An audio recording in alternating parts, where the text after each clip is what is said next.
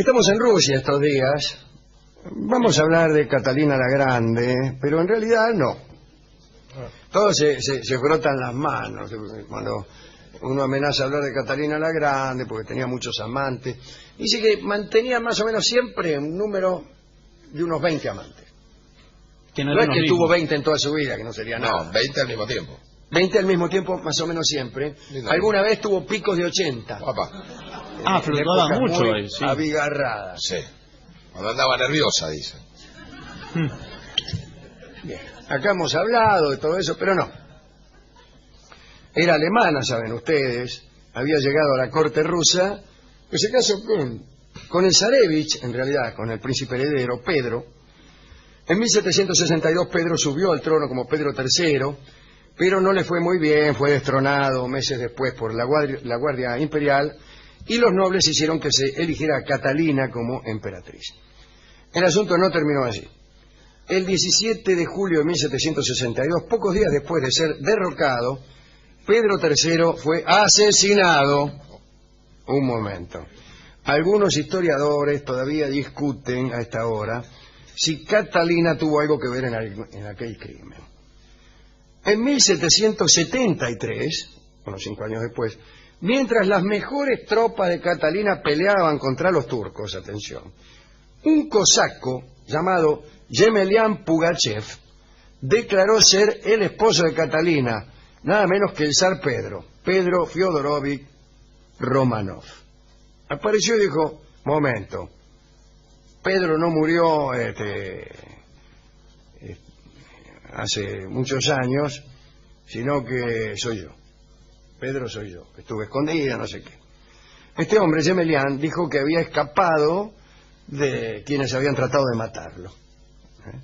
Ahora encabezaba unas feroces hordas de siervos fugitivos, cosacos, tártaros, bashkires y otros descontentos que habían jurado castigar a la infiel alemana. El cronista me parece que está a favor de Catalina, porque describe con un fervor racista a los fugitivos, cosacos, tártaros, bashkires, etc. Yemelian en realidad no se parecía nada al emperador Pedro, pero eso no parecía ser un problema, puesto que prometía libertad y riquezas a todos los que lo siguieran. Entonces, ¿qué importaba si no era parecido? En la corte estaban los escépticos, que nunca faltan, que decían que debía eliminarse a ese hombre de inmediato.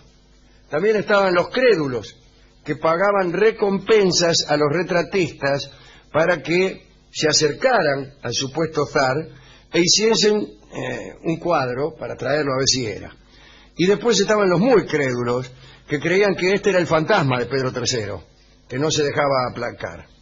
Bueno, la rebelión Pugachev empezó en los Urales, esos montes que separan en realidad el Asia, la parte asiática de Rusia, de la parte de Europa, que están ahí molestando. Quiere ir a Siberia y se lleva por delante los montes Urales, con gran profusión de túneles, trenes que marchan despacio, cambio de clima, etc. Bien, empezaron ahí en los Urales, esto es lo de Pugachev, y capturaron algunas fortalezas imperiales de las estepas del Volga. Cayeron ciudades importantes como Kazan, Penza, Saratov. Las unidades leales a Catalina se veían superadas en número, y entonces o se rendían o se daban a la fuga. Los oficiales capturados por los rebeldes eran ejecutados. Familias enteras leales a Catalina eran colgadas en las puertas de sus mansiones. Y parece que al colgarlos los ordenaban según la edad de los ejecutados. Primero el viejo, después la mujer, el hijo mayor, qué sé yo. Esta era la prolijidad que tenían aquellos rebeldes. Los extranjeros, incluso los rusos que vistieran ropas occidentales, eran también asesinados. La preocupación en la corte era enorme. Algunos estaban convencidos de que Moscú estaba amenazada y también creían que luego caería San Petersburgo. En realidad la capital en aquel entonces era San Petersburgo. Pero la guerra contra Turquía terminó y las tropas de la primera línea de Catalina quedaron libres para actuar contra el impostor Pugachev. ¡Lo atraparon! fue atado y entregado en una jaula a Catalina, como si fuera un mixto. Se lo llevaron ahí. Un hámster era. Se lo llevaron ahí y antes de sentenciarlo a muerte, Catalina se acercó a la jaula y le dijo: el zar Pedro era mucho más bello que vos. Y el 10 de enero de 1775, Yemelyan Pugachev fue decapitado. Asimismo, los defensores de Pugachev fueron perseguidos y marcados. Se cortaron lenguas, narices, orejas. Los peores ofensores del trono fueron colgados en unas armazones erigidas sobre balsas que luego se dejaron flotar y arrastrar por la corriente del Volga para que sirvieran de lección a los sobrevivientes de aquellas hordas que estaban escondidos río abajo. Al mismo tiempo que sucedía esto que contamos, al mismo tiempo, apareció otro pretendiente al trono. En este caso la impostura no era sustitutiva. En verdad, apareció una muchacha y dijo que era la hija de la emperatriz Isabel y del llamado emperador de la noche, Alexis Razumovsky. Esta pareja eran antecesores del trono de Catalina, explico un cacho la sucesión, y habían muerto sin descendencia. De haberla tenido, Catalina no hubiera sido zarina. Es decir, que la tipa, siendo hija de aquel matrimonio, tenía mejores derechos al trono que Catalina. Bueno, esta sorpresiva princesa, supuesta heredera destronada, se hacía llamar Isabel Tarakanova y viajaba de una capital a otra contando acerca de sus padres, su familia. Milagrosamente esta chica consiguió el apoyo de Polonia y de otras regiones enemigas de Catalina. Catalina entonces decidió deshacerse de esta muchacha y le ordenó a Gregory Orlov, quizá el más importante de sus amantes, y que era también el más seductor de la corte por esos tiempos, que usara su astucia para atrapar a Isabel, la princesa impostora.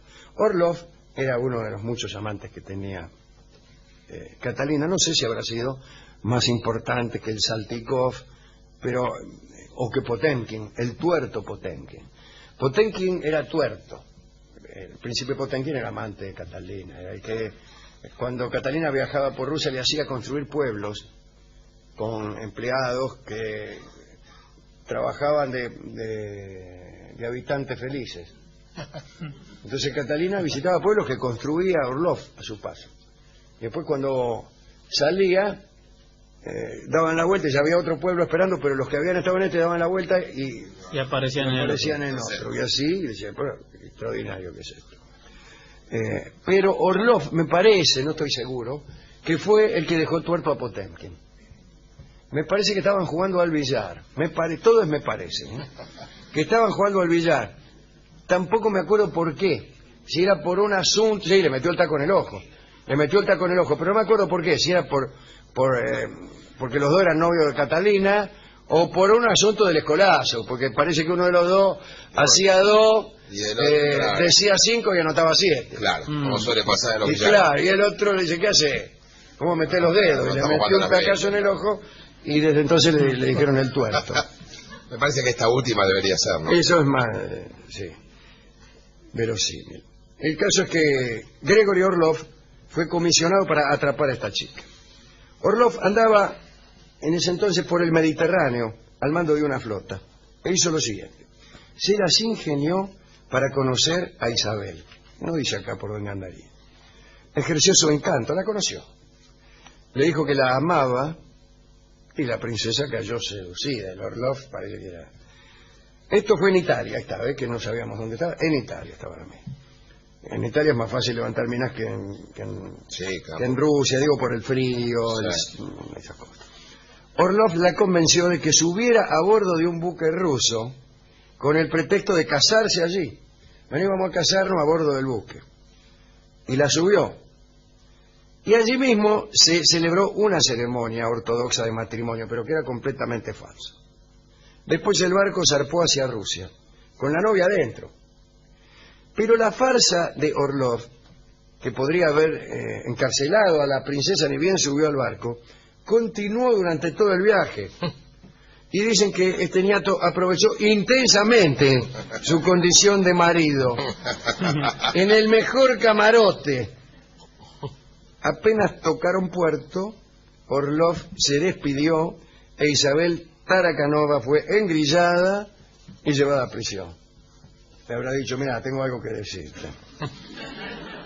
La metieron en un calabozo en la fortaleza de Pedro y Pablo, y esta princesa, o falsa princesa, escribió cartas suplicantes a Catalina en las que rogaba piedad, pero fue en vano. Isabel murió el 4 de diciembre de 1775 de tuberculosis, no la ejecutaron. Algunos dicen, pero parece que es solo una leyenda, que murió ahogada en su celda por la inundación del río Neva que alcanzó la fortaleza. Y estos son los impostores castigados de hoy. Dedicamos esto, qué sé yo. Bueno, a los pobres habitantes de Rusia, en manos de gente tan cruel. Y a Gregorio Orlov también, un verdadero canalla. Hemos ido a la discoteca, le hemos contado esta historia al discotecario, al cruel discotecario, que enseguida simpatizó con Orlov. Claro. Claro. Y dijo que había hecho muy bien. Y me preguntó si Catalina se había enterado de lo que había pasado en ese barco entre Orlov... No le hubiese gustado nada, ¿no? Después de todo era su amante. No sé, por ahí sí, porque Catalina también... por eso tenía divertía. lo que podríamos llamar una amplitud de espíritu. Para la época. Que la llevaba, por ejemplo, a espiar las aventuras amorosas de sus amistades. Le gustaban mucho, así que por ahí no hubiera puesto reparo. Pero a mí me parece que no se lo contó Orlov. Lo mantuvo en secreto, dice usted. Eso fue como un secreto de amor. Y así se llama un vals bellísimo que vamos a escuchar, que nos entregó el discotecario, y que algunos de ustedes me van a agradecer, porque es un vals no muy interesante, pero cantado del modo más maravilloso por nuestro querido Charlo. Así que lo miro a Leo porque sé que a él le va a gustar.